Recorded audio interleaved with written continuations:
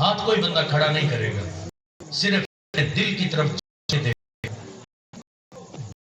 آج بھی اس اجتماع میں سے ہر شخص اپنے دل کی طرف توجہ. کتنے لوگ ہیں جن نمازیں پڑھنا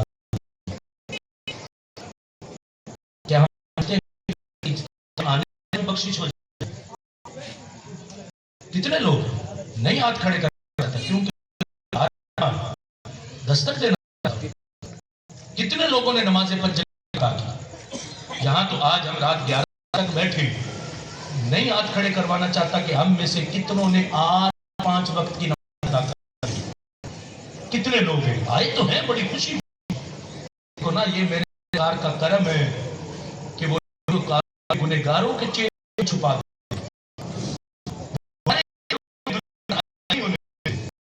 نیکوں کے ہمارے چہرے بھی. آج خود گار کا محب کہہ کے نہ نماز پڑھے نہ محبوب نمان پڑھے نہ ہم قرآن و سنت کی طرف توجہ کرے. ادھر کتنے بزرگ نظر ہیں جن کی چھوڑے تھوڑے مونچھوں کے بال نظر ہیں تو وہ سفید ہیں سارے، تو داڑھی کی سفید ہی ہوگی، لیکن داڑھی کا بال ایک نظر نہیں آتا. ابھی ابھی داڑھی رکھیں گے پھر نمازیں پڑھیں گے پھر رکھیں گے پھر نیک کریں گے. اس کو کیا خبر کل الموت قضا کب سر آ جائے. نہ جانے ہم یہاں کے گھر بھی پہنچتے ہیں کہ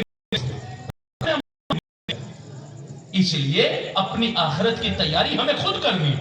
ہم کہتے ہیں کوئی بات نہیں، رشتہ دار بڑے ہیں، میری دوستیاں علماء سے بڑی ہیں، حفاظ سے بڑی ہیں، وہ سارے میری بخشش کے لیے دعائیں کریں گے اچھا جاؤں گا. اگر اس نیت پر ہو تو کوئی بخشش نہیں ہوگی. ہمارا عقیدہ ہے کہ قیامت کے دن بخشش اعمال کی وجہ سے ہونی، اعمال کی وجہ سے ہونی.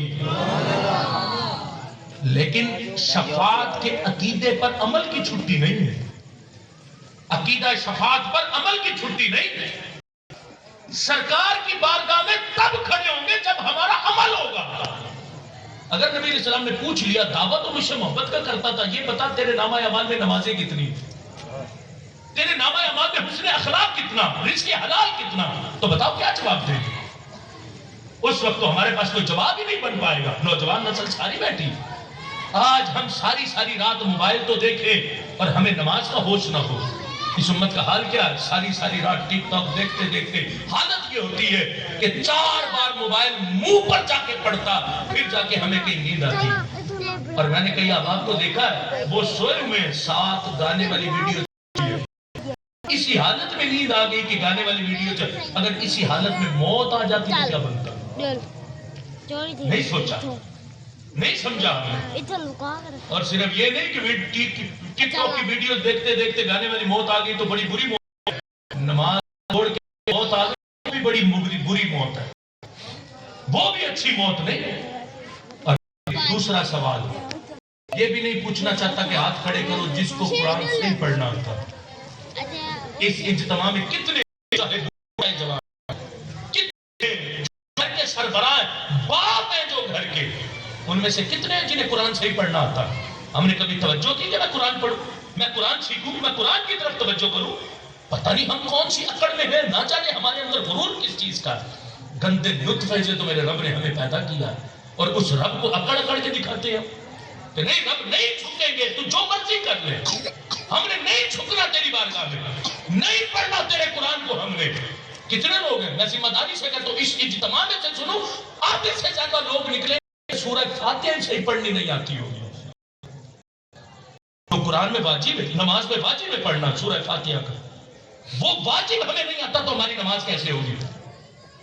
اس اجتماع میں ایسے اس کو بھی جانتا ہوں جس سے میری ملاقات ہوئی تو میں نے اس بے حیا کی تھی بچوں سے غسل کے فرائض نہیں، وہ بھی کا شخص 3 بچے غسل کے برکت. اب یہ ہے نا تو تکلیف دیتی ہے، نہیں باتیں نہ کرو جو میں نے کہا آپ کے ہاتھ رکھنے لگے. آپ متوجہ کرنے لگا ہوں.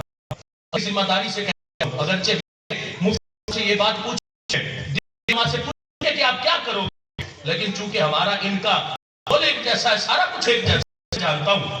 کوئی سفید بھی اگر ان کے پاس چلا گیا کہ مجھے قرآن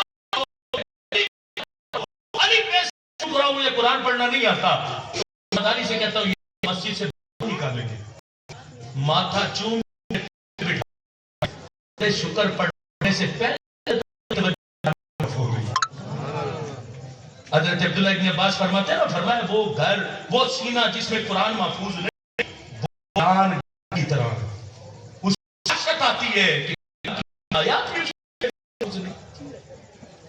کہاں سے برکت پڑے گی ہمارے گھروں میں. شکوے رب سے کریں, حالات بڑے خراب ہیں. شکوے رب سے کریں کہ ہمارے پاس رزق نہیں ہے, کمی ہے, حالات اتنے حالات لوگ تہجد پڑھنے والے لوگ نماز تہجد والے رہے, آج تو پنجگانا پڑھنے والے لوگ نہ چہ جائے کہ کوئی اٹھتا اور تہجد میں اٹھ کے نمازیں پڑھتا اور رب کو راضی کرتا, وہ تو اب شاید تو ایک علاقے میں نہیں بچے جو تہجد پڑھنے والے, اور پنجگانا نماز کا کون اہتمام کرتا. ہم کہتے نہیں مجھے تو ابھی کام ہے, کرنا میرے نماز کا وقت ہے. جب مر گئے تو پھر پوچھا جائے گا بتا اب وقت ہے کہ نہیں. 24 گھنٹوں ایک گھنٹہ بھی 5 وقت کی نماز نہیں کرتا 24 گھنٹوں میں, اور ہم اپنے رب کے ایک گھنٹہ بھی نہیں نکال سکتے 24 گھنٹوں میں. کون سے جو کہ رات سویا ہوں وہ اٹھاؤں تو مجھے روٹی نہیں ملی, ہمارے اٹھنے سے پہلے وہ کریم رب ہمارے لیے ہمارے رزق کا اہتمام فرما دیتا ہے. اٹھنے سے پہلے صبح بھی دیتا ہے, دوپہر بھی دیتا ہے, رات بھی دیتا ہے. لیکن ہم اپنے رب کے لیے کیا کرتے ہیں؟ 5 وقت کی نماز پڑھتے, درود پاک پڑھتے, قرآن پاک کی تلاوت کرتے. کتنے دن ہو گئے ہمیں نہ جانے قرآن کھولے قرآن دیکھے, نہیں پوچھنا جاتا کتنے کتنے دن ہو گئے اسی تمام لوگوں کو قرآن کھول. اور قرآن پڑھنا تو ویسے ہی باعث برکت ہے. نبی علیہ السلام نے صحابہ سے فرمایا آنکھوں کو آنکھوں کی عبادت کا حصہ دیا کرو. صحابہ نے عرض کی وما حظھا یا رسول اللہ, آنکھوں کی عبادت کیا ہے؟ میرے آقا نے فرمایا النظر فی المصحف, فرمایا قرآن کے حروف کو دیکھنا یہ آنکھوں کی عبادت ہے. جس نے پڑھا نہیں کھول کے صرف دیکھا, جب تک دیکھتا رہے گا تب تک میرا رب اسے عبادت کا ثواب عطا فرماتا رہے گا. یہ حالت ہے گھر کے سربراہان کی کہ وہ تب اٹھے جب سورج کی کرنیں ان کے منہ پر پڑے, جب شیطان آ کے ان کے منہ میں کچھ کر جائے وہ تب اٹھے. تو بتاؤ آگے اولاد کی کیا ہوگی؟ جس گھر کے سربراہ باپ کو قرآن پڑھنا ہوتا ہو, اولاد کو پڑھنا کیسے آئے؟ جس گھر کے سربراہ کو فرمان اس درد کو ہم نے ایک پڑھ کے ایک پر کیا ہوتا مدرسہ وہ بھیجا جاتا ہے جو ٹانٹ سے نہ صحیح چل سکتا ہو, جو آنکھ سے خراب ہو, جو بازو سے خراب ہو, جو کچھ نہیں کر سکتا, یا جس کو پہلے ہم چیک کرتے ہیں بھی 5-6 تک سکول پڑھا کے دیکھتے, اب سکول نہیں چلا تو اب اسے مدرسہ بھیج دیتے. سکول یہ چل نہیں سکا, 5ویں تک پڑھایا ہے, بڑا کند ذہن تھا, اب مدرسہ بھیج دیتے. لیکن اللہ کا فضل ہے جو سکول نہیں پڑھے ہم نے ان پر بھی قرآن کی بہار آتی دیکھی. اللہ نے ان کے ذہنوں کو بھی کھولا ہے قرآن کی برکت سے. لیکن رب سے سودا کرنا نا, اپنے بچوں جو سے بچے آپ کو پتا ہو بچوں میں جو سے ذہین بچہ ہو اس مدرسہ دکھا. اور بھائی مدارس بچا جو حال یہی ہوگا جو آج ہمارے ہو چکا ہے. شدائی کرے اٹھ کے چلا کرے وہ جو ملا ہے ملا کیا ہے کیا سر پھر یہی حال ہوگا جب ہم جوہلا اور ایسے بچوں کو مدارس میں بھیجیں گے جو کند ذہن ہے، پھر 1-2 سال پڑھ کے وہ سر کی طرف چلیں گے. اور ہمارے لوگوں نے، میں نے کئی لوگوں کو ایک دن بھی مدرسہ نہیں پڑھے، انہیں بھی مفتی کا لقب سٹیجوں پر پڑھتے ہوئے دیکھا. وہ بھی شیخ الحدیث بنے ہوئے میں نے سنے جنہوں نے ایک دن بھی مدرسہ میں نہیں پڑھا. کتنے دکھ کا مقام ہے آج. اس لحاظ سے بھی ہماری غفلت ہے. کبھی کسی انجینئر سے دل کے درد کی دوائی لینے جاتے؟ آپ کہو گے ڈاکٹر ہو، پہلے MBBS ہو، پھر اس نے جو مرض مجھے لگا اس میں FCPS بھی اس نے کیا ہو، پھر میں جا کے اس سے دوائی لوں گا. پھر دور بھی ادھر کسی آنے والے چیک کیا کیا تجھے بلا رہا ہوں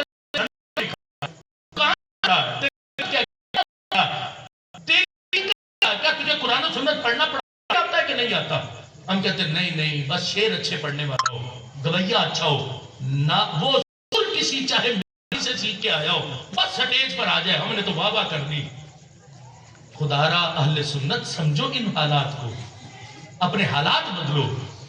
اپنے رب سے وعدہ کرتے ہو نا، مجھ سے نہیں، رب سے، سچے دل سے، کہ دنیا ادھر کی ادھر ہو گئے، ہم نماز نہیں چھوڑیں گے. نہیں پریشان ہو کے وعدے کر رہے ہو نا سارے، کھلے دل سے کرو نا کہ ہم یقینی طور پر 5 گانا نماز ادا کریں گے. اور جن کو قرآن نہیں آتا، مولانا رضوی صاحب اب بھی نہ پڑھائیں تو اب مجھے بتانا، یہ پڑھائیں گے.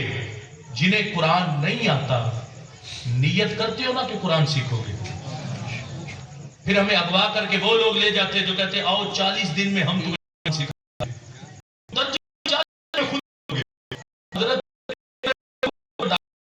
سورہ بقرہ کی تھی اور تم پورا کھا رہے ہو. کیا بات ہے؟ جب قرآن وہ 4 دن کا کورس کر چلتا وہ کہتا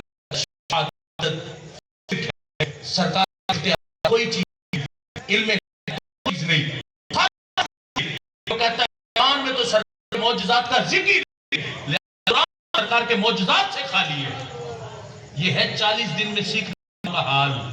اور جس نے سنی عالم کے پاس بیٹھ کر قرآن سیکھا، وہ جب جائے گا نا کہے گا الحم سے بناس تک پورا قرآن ہی میرے نبی کی شان میں ہے.